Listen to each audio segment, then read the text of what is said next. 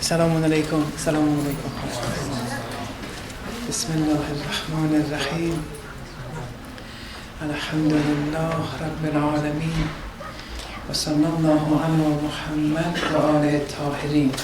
Allahumma salli ala Muhammad wa ala Muhammad. Continuing with our discussions on women, there are two common dilemmas in relation to women that are very common, especially in the West. One is in relation to chapter 4, verse 34, in relation to the hitting or beating or striking of women. What does that mean? And inshallah, we'll go through 4 different positions on that.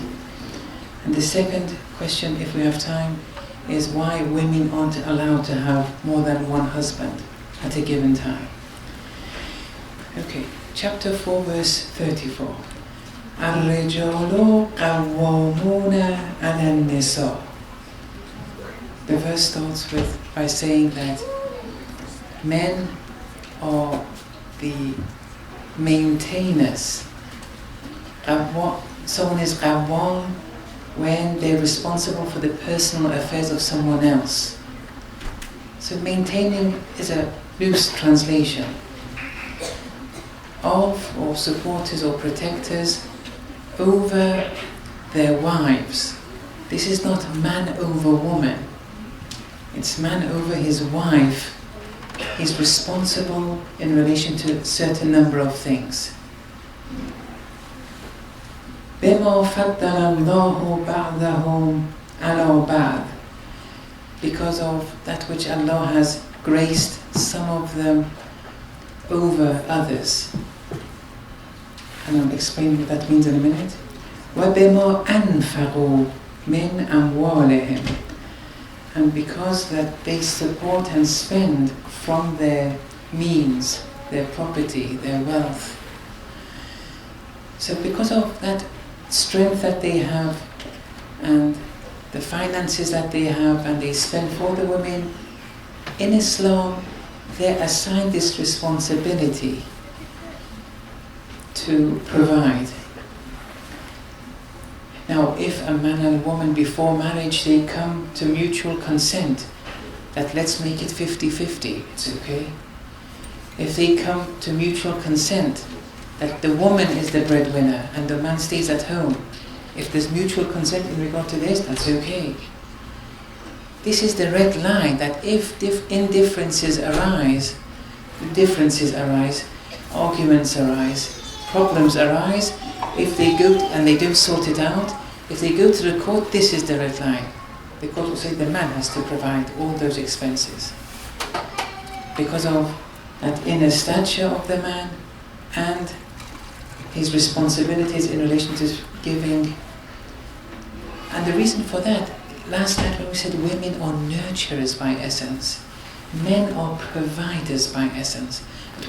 I can't enter into detail right now, but the traditions which we discussed last night and the logic of the Quran supports the fact that the female soul is a nurturer by essence, and that nurturing capacity shouldn't be compromised. And the Sharia is based on this, many of its rulings. For men, they're providers by essence. And they manifest certain attributes of Allah that women can't do as much. Whereas women, they manifested certain attributes which men can't do as much. Manifesting Allah's rububiyyah, rahmaniyyah, and so on and so forth. And that's why one of the wisdoms why homosexuality is haram, because a man can't acquire proximity through another man. Because that man doesn't have those certain divine attributes that a woman has. And the other way round.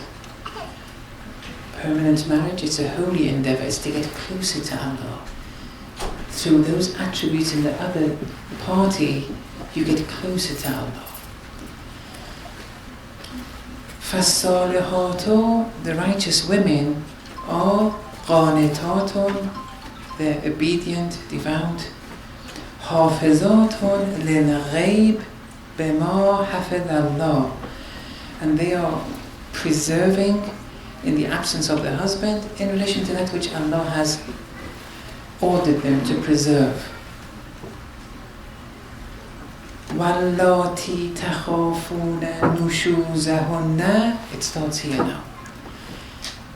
And those that you fear their nushuz, those that you fear their disobedience. What kind of disobedience is it? I'll come to that in a minute. Because we said, if you recall last night, the man has 101 wajib duties under the umbrella of the nafaqah. The woman, though, was free.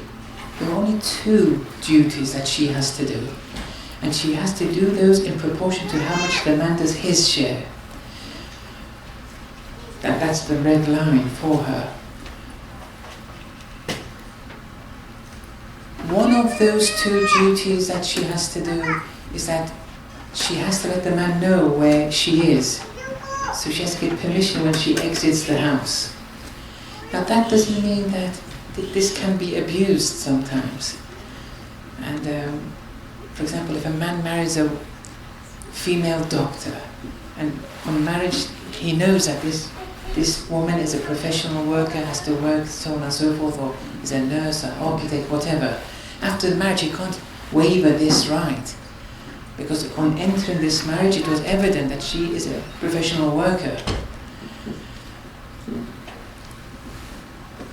The other wajib duty is sexual gratification, and that also doesn't mean the woman to be abused or anything.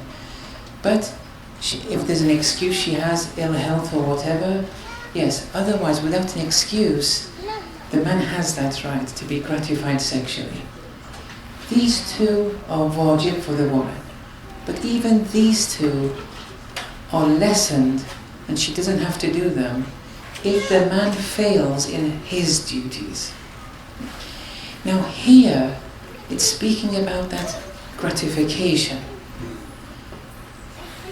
That those women who you fear their disobedience, they're ignoring you in that domain, they're not gratifying the man, and they don't have an excuse for not gratifying the man.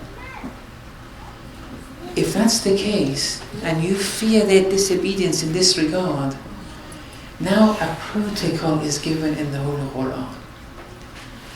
This protocol is a protocol of Amr bil Ma'ruf and Nahy anil Munkar. And this is very important, and gives 3 steps. And these 3 steps have to be abided in its order. In Amr bil Ma'ruf, if a scenario arises where the woman out of disobedience is not gratifying, the man is taught to undergo these 3 steps. But in Amr bil Ma'ruf, you only execute it if you deem it probable it will be of effect. If you don't deem it probable, you shouldn't do it. And that's an important point to bear in mind at the end, inshallah. It will be evident why. So the first step is فَعِذُوهُنَّ counsel them, advise them, speak with them. They may have a problem. Usually with just speaking with one another, 99% of problems are solved. Here, in all cases, it's always probable that you can always have an effect by advising her, speaking with her, counseling her, consulting with her. What's the problem? Can this be sorted in any way? Sometimes it may be going to therapy, it doesn't matter. Those who have come from abroad to America, yes, for them it's difficult to get therapy or counseling sessions in marriage, because it's something which they never experienced back home. But their children, grandchildren, yes, they're okay with it. And as Muslims, you shouldn't be afraid of counseling, especially between spouses when problems arise. If you go to therapy, the sooner you go, the lesser the probability of difficulties arising later on, divorce happening, and so on and so on. So yes, if there's a local sheikh you have access to, it's always good to go to the local sheikh. If you don't have access, if there's a Muslim counselor, that's good. But if you can't find anyone, it's okay to go to a non-Muslim counselor. Okay, they may not understand your religion, but they have some tools and ways of therapy which are universal, some of them. It doesn't matter where you're from, and it can help. So here the first step, Islam says, speak with them. That's it. It can be easily sorted. In most cases it should be sorted, finished. She was disobedient in this area, and we're assuming the man gave all the nafaqah. Otherwise, she, in proportion to how much the man doesn't give the nafaqah, she has that leeway. But let's say the man, assuming he's given all the nafaqah, and I'm speaking as a man, how many men really give all that nafaqah? So men shouldn't be too adamant on their rights against the women. The women, if they want, they can also express their rights. Then it will be an ugly thing. The best course of action for a man and woman is not to go to the letter of the law. You sort it out with ethics and akhlaq, with mutual consent. You come to a decision and you live with one another.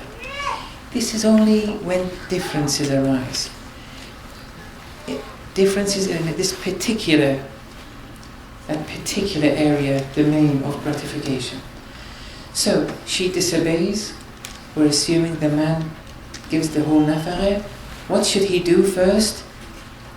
Maw'izah, counseling, advising. Does the man deem it probable it will be of effect? Yes. It's speaking, at least it's probable that it'll have some effect, so it's wajib for the man to do this. It's amr bil ma'ruf. It's wajib, and it's step one. Let's say this doesn't work. Then Islam here, according to this verse of the Quran, says go to step two. What is step two? وَاهْجُرُوهُنَّ فِي الْمَضَاجِعِ. Discard them in the bed. And that doesn't mean you have to get out of the room or anything, but in the bed you abandon them. You discard them. Don't pay heed to them at all. The question arises here, do you deem this probable it will be of effect? If the answer is no, you don't do it. If the answer is yes, you do it. It's wajib. You see, you have always bear the criteria of Amr bil Ma'ruf. If you look at this verse outside the realms of Amr bil Ma'ruf, it's going to have a very twisted interpretation. If this doesn't work, then you go to step 3. And step 3 is where the West criticizes the Quran most and brings this as a very common dilemma. Because step 3 is وَاضْرِبُوهُنَّ. Now, let's loosely translate that as hit them, or beat them, or strike them.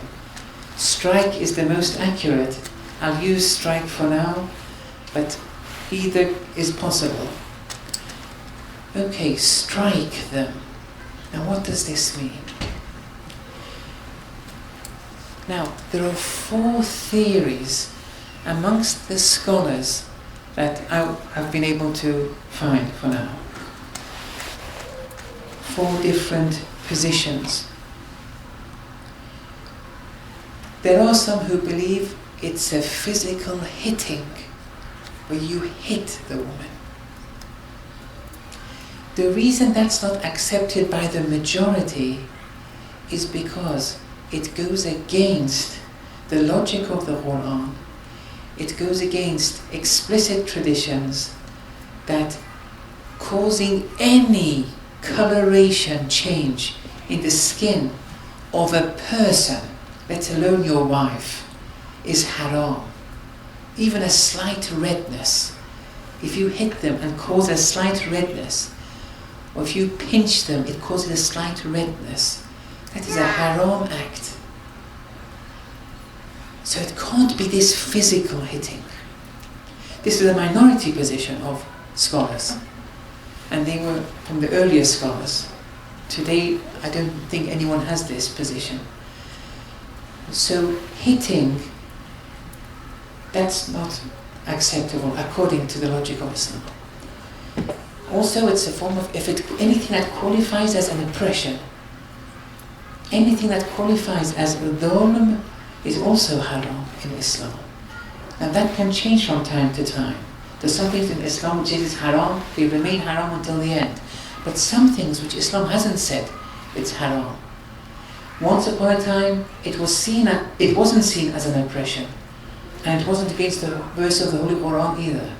But then it's seen as an act of oppression.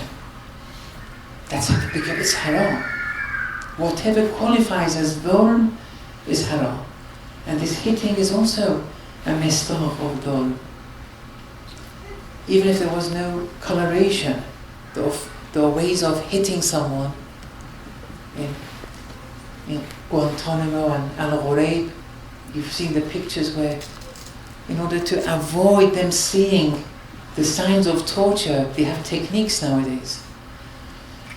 There's no coloration. Does that mean it's not haram? No, it still qualifies as an act of oppression, what they're doing. So that's the first day isn't really something which can be supported in Islam.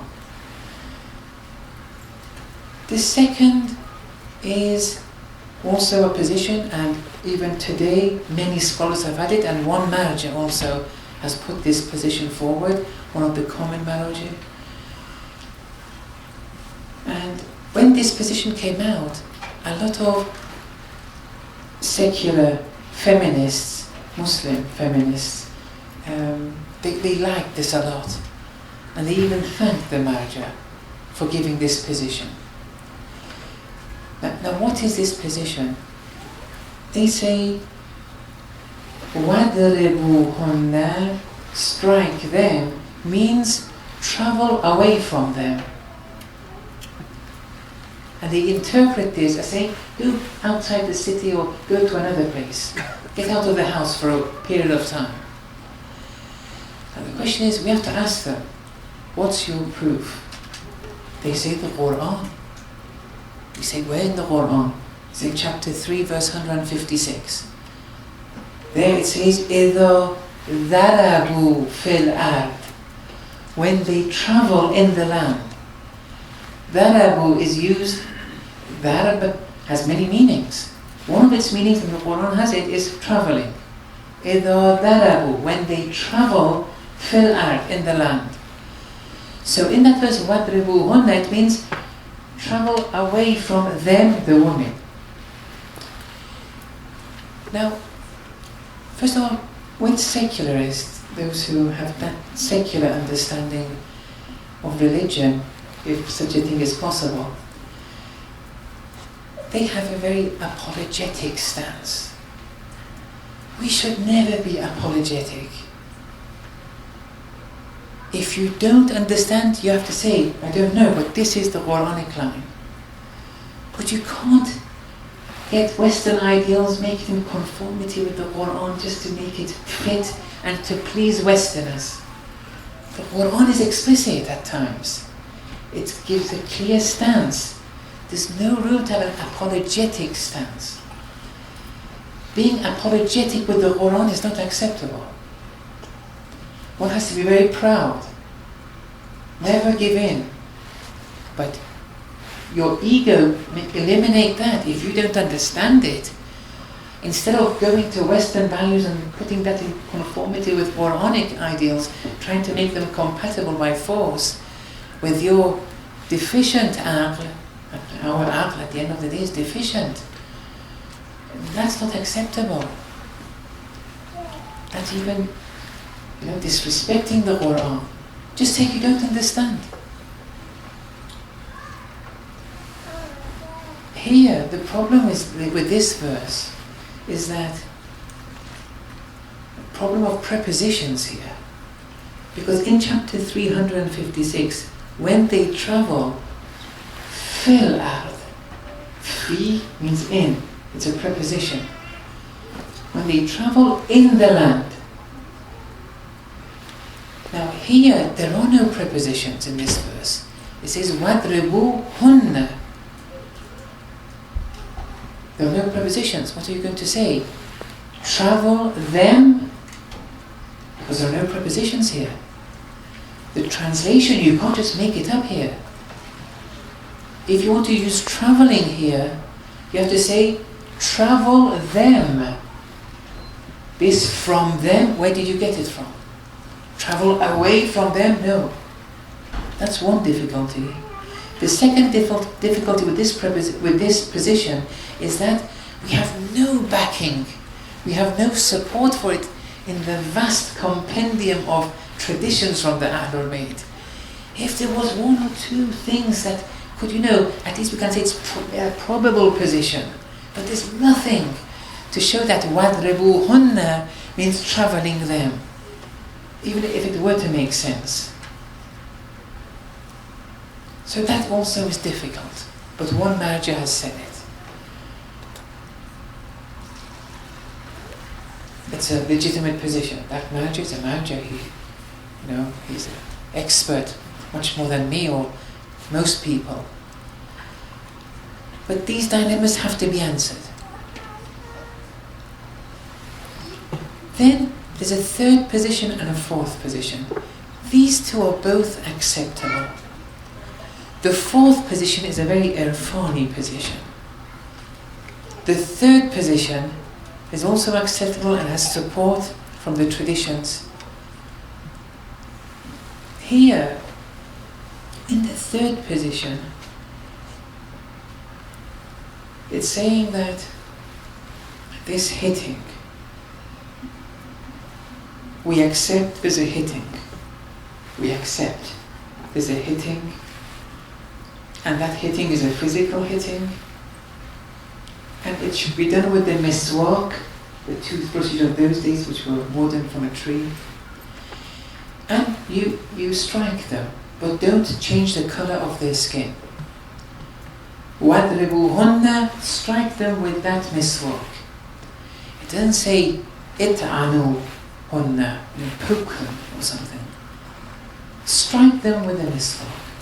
But it shouldn't be a discoloration of the skin shouldn't arise, because that's haram. They accept that, but they say this: it's better not to do that. Rather, they give this is the third position. It says, we accept the physical hitting with the miswak, the physical striking with the miswak, as long as no discoloration arises, but it's better not even to do that, to do this instead. What? Don't give them the nafare. Hit them, strike them by not giving the nafare. This makes a lot of sense now, because in fiqh, remember when we said the women can disobey the man in those two things if the man doesn't give his nafare? The man also can not give the nafare if the woman disobeys in those two areas. The man cannot give the nafare. In one of those areas, which the verse is now discussing, if you feel that she's being disobedient in that area, hit them with the nafare. Don't give the nafare. It's a fiqhi ruling. We have plenty of support. Now, two traditions from the Holy Messenger, I'll quickly read through them. أَيَضْرِبُ أَحَدُكُمُ الْمَرْأَةَ ثُمَّ يَدِلُّ مَعَانِقَهَا. Do any of you hit the women and then you embrace them in your arms? It's saying in a tone where this is a contradiction in terms. How can you do that? إِنِّي أَتَعَجَّبُ. I'm surprised, the Holy Prophet says, مِمَّا يَضْرِبْ إِمْرَأَتَهُ وَهُوَ بِالذَّرْبِ أَوْلَى مِنْهَا. I'm surprised at one who hits his wife when he is more deserving to be hit. لَا تَضْرِبُوا نِسَاءَكُمْ بِالْحَشَبِ. Don't hit your women with wood. with the miswak. Now some tradition says if you hit them with the miswak. Here it says don't hit them. When you see this apparent incompatibility, this second verse, this second tradition which says don't hit them, it means it's better not to hit them. You're allowed to hit them with the miswak, but it's better not to hit them. فَإِنَّ فِيهِ الْقِصَاص, because verily in this qisas, there's going to be blood money if it changes the coloration of the skin. وَلَكِنْ, nevertheless, however, what should you do? إِضْرِبُوهُنَّ. Look, the exact word of the Quran. فَاضْرِبُوهُنَّ. If you take the fa away, then hit them, take the fa, then away, it becomes إِضْرِبُوهُنَّ. Hit them بِالْجُوءِ وَالْأُرَى حَتَّى تُرِيهُ فِي الدُّنْيَا وَالْآخِرَةِ. Hit them with hunger, nafaqah in food that the man has to provide, and clothing, nafaqah in clothing that the man has to provide. The man has a set of things that he has to provide them with. In these two, where the man has to provide the food and the clothing for the woman, hit them with this. And then the verse continues, حَتَّى تُرِيهُ, until you have peace, comfort in the dunya and the akhirah. Say that this is better than hitting them with the miswak. But the miswak is okay, but this is better. In the fourth position, which is a very delicate position, this fourth position is no, it's the miswak. Hit them with the miswak. Hit the woman with the miswak. However, the question arises now. And one is that there should be no discoloration of skin. But this is Amr bil Ma'ruf. You have to answer one question before you execute this hitting. And that is, do you deem it probable that this striking with a miswak, in a very light manner, so no coloration arises, do you deem it probable that this will have any effect to the woman? She will change her ways. Now this is the delicate point. This verse, which is attacked by the West for being a brutal, criminal, rough, Daeshi verse, actually it's the most delicate and sensitive verses of the Quran, teaching us how the relationship between man and woman should be. And that is, you should relate with one another to such a degree that were the man to strike you with a miswak, it will disappoint you. It will have an effect upon you, that you will change your ways. Look, the whole thing has changed now with this interpretation. And in the fourth period, they're keeping with the miswak too. Now, we shouldn't be pessimistic, I know. I mean, no one is perfect with their wives. But when a relationship is full of swearing and hitting physically from both sides, and they swear at one another, they disrespect, this will be of no effect. This hitting with a miswak. And so why the rebu'uhunna, you shouldn't even execute it. It's only if you deem it probable. For most of us, most probably only the first step is exercisable. The other two, it won't have an effect. So this is something very important that we have to be able to, without taking an apologetic stance, we have to be very frank with it. Okay, I have 5 or 10 minutes, so with your permission, I'll just raise this next issue also. The question is, why can't, this is also a common question, why can't women have more than one husband at a given time? Men can. Men in permanent marriages, they can have up to 4. Women, no. Only one woman, only one man. Although this question of men marrying up to 4, in the Quran it does bring this clause, فَإِنْ خِفْتُمْ أن لا تعدلوا فواحدة. That if you fear, even if you fear that you can't exercise justice in the nafaqah, justice in many things. I'll explain some of them in a minute. If you can't exercise justice, only one, then it's one. Now, it's a definite that 99% of those who have more than one wife, well, I don't want to generalize, maybe less than 99%, but they can't exercise the justice. It's difficult to exercise that justice. In some countries, yes, it's easier for them, because this is a norm. But in the West, I haven't seen it. It's difficult. It's difficult to exercise that justice. For example, giving nafaqah to them as they should be given nafaqah. It's difficult to exercise justice there. Or for example, sleeping with them equally. Not even getting involved in that action, but even sleeping, lying down with them equally. Islam has very specific rules here. The rule of Muzawajah, Ayatollah Sistani accepts it, he has it in his Risala. It's a very difficult ruling. I don't want to go into the particularities of it. But when you have, with one wife it's difficult for many, when you have two it even becomes more difficult. There are many things that have to be abided in the nafaqah. Otherwise, it's not something which has been commended, especially when it leads to more vice than virtue. When you know that you're going to get the second one, it's going to cause problems with the first. Why would you enter such a deal? Why would you enter such a relationship? Why are you accumulating haqq or nas for yourself?